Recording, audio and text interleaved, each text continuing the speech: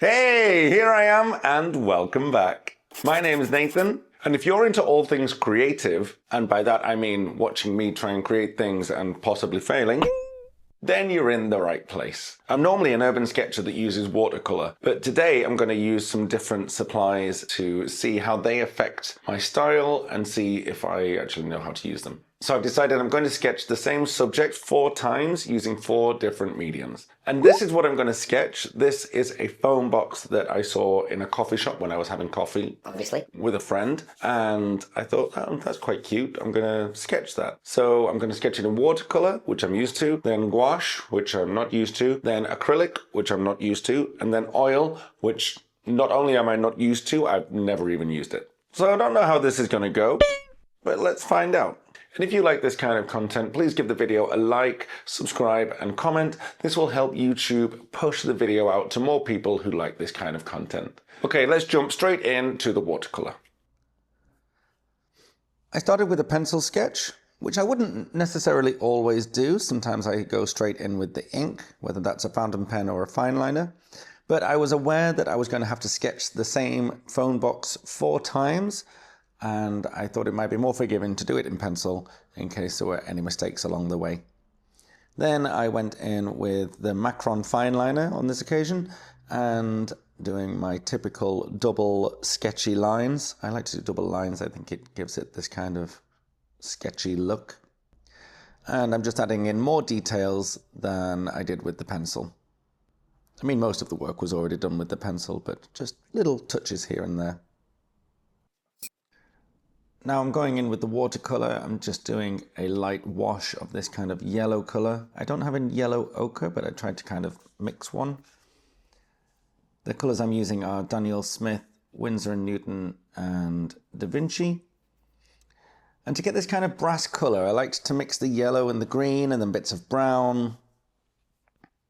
And I just kind of let it flow around a little bit on the paper because this is a watercolor sketch after all.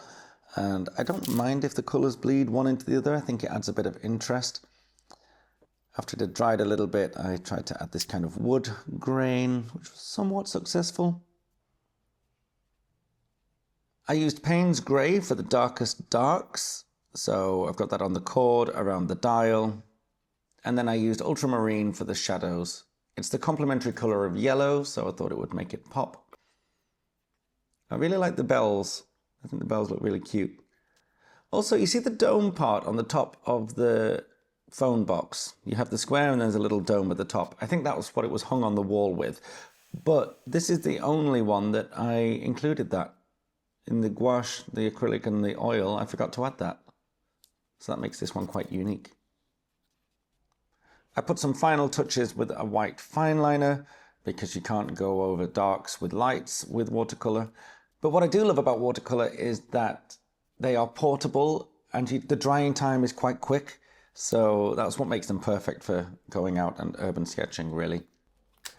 Anyway, moving on to sketch number 2. I'm using my gouache set that I bought from Temu a couple of weeks ago. And they all come individually wrapped in these little jelly pots. But I had a problem. I couldn't get the lids off. I couldn't open them.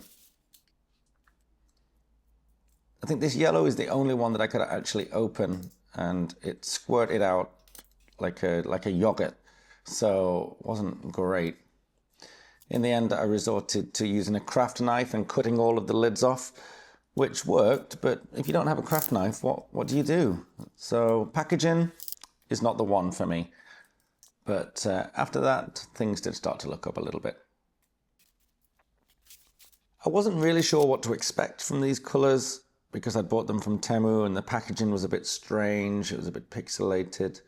I'd never heard of the brand Marie's before.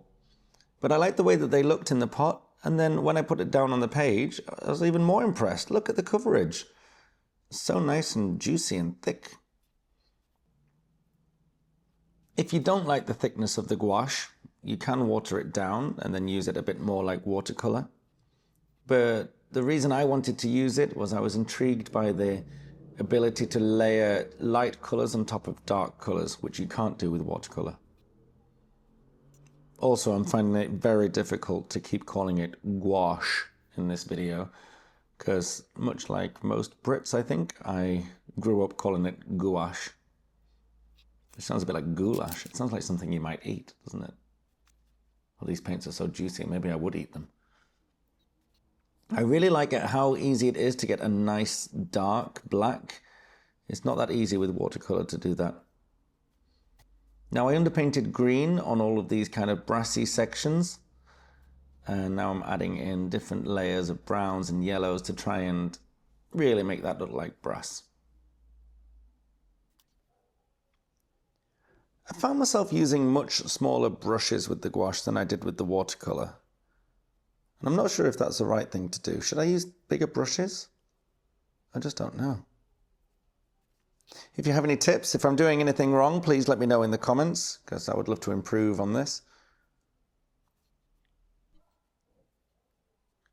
Something I did enjoy was that I had the freedom to make a mistake because I knew I could paint on top of it again and kind of cover it up.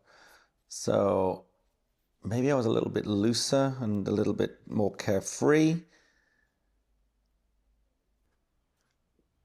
I think as this painting went on, I got more confident, and I think that shows in my brush strokes. They're much thicker and more expressive, and I really like the vibe it was giving. I love this, that I can just paint white highlights with the white gouache on top of the black or darker colors. That was really nice. Oh, and these wood grains. I love the wood grain here. I think that looks good too. So I have to say, all in all, I'm pretty impressed with this set of gouache from Temu. Apart from the packaging that was difficult to open and the pixelated box, I really like it. The colors go on nicely. They're bright, vibrant. I've had a good time. I'll be using these again. And I don't think it looks bad at all, considering it's my first time using these gouache pots. But now it's time to move on to the acrylics, which I also bought from Temu. My only experience that I've had with acrylics before is with the pack that I bought last year from the shop Action. And it was a pack of 24 acrylics, and it cost about €3 or €3.50, something like that. So I didn't expect much from them, but they were really watery. There was not much coverage, so it was quite disappointing. So I'm hoping that these are going to be better. So I started with this yellow wash or yellow background, much like I did with the gouache and the watercolor. And I'm just doing whichever details I feel like doing first. To be honest, I had no real plan because I knew that I would be able to paint on top if was necessary. So I've gone in with a lot of darks really early on. I experimented with some different thicknesses of the paint. So I was taking it straight out of the tube to lay on a nice thick opaque layer. And then I was watering some bits down to give a more of a glaze that you could see through, which I used here for the wood grain. And I think that worked quite well. I don't think that would have been as easy to do with it straight out of the tube being really thick. I realized quite quickly that these are much better than the acrylics that I've owned previously. And I'm quite impressed, to be honest with you. I don't have much experience in acrylics, so I don't know how they compare to the premium ones, even though these do say premium on the packet. But they are from Temu. But they are good enough for me to enjoy this experience and good enough to keep me using these because I have used them several times since.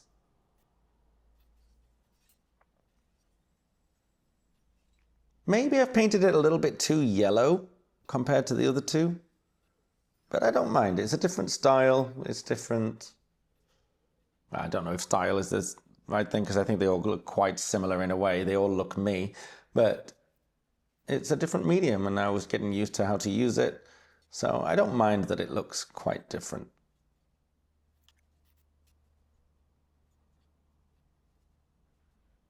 I'm using these thicker strokes again. I don't know if I'm using the right paintbrushes for these. For the acrylics or for the gouache,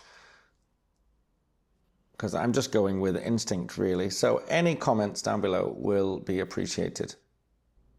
And again, I don't hate this. I think I've done quite a good job considering it was my first time. But now it's time to move on to the one I've been looking forward to the most, which is oils. I've never used oils before, but I did have to buy some solution to water them down because you can't just use water. And this was one that doesn't smell, so that's nice. Now, I don't know how to use oils really, so I just went with instinct again.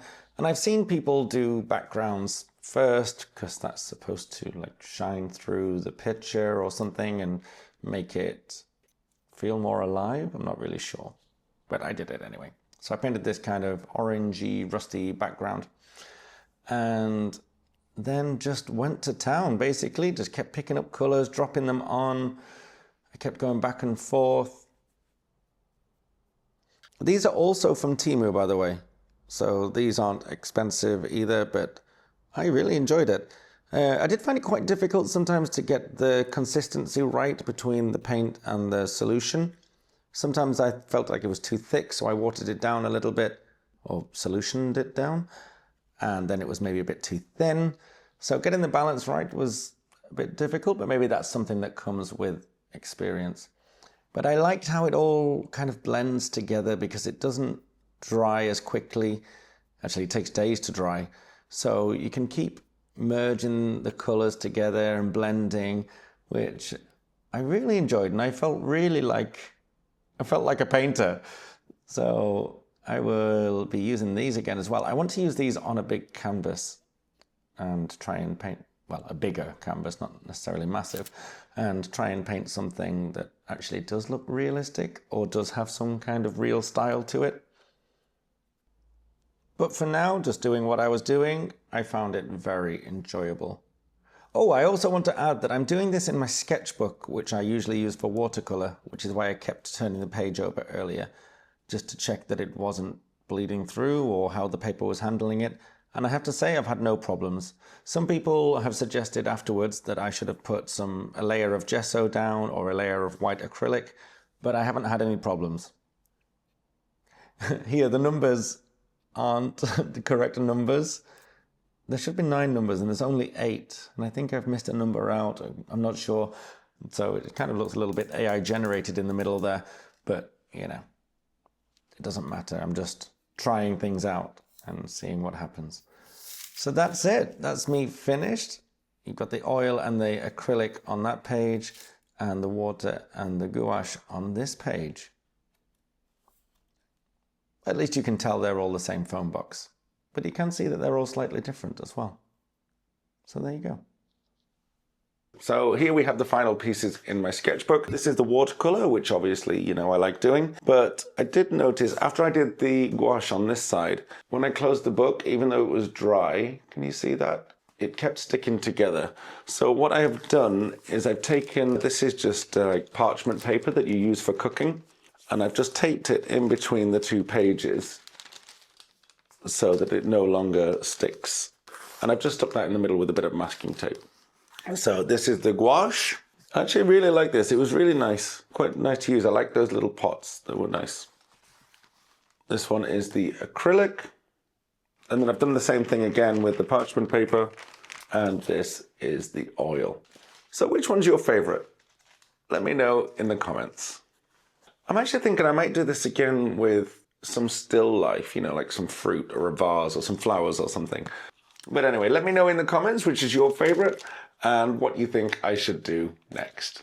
And I'll see you in next week's video. Bye.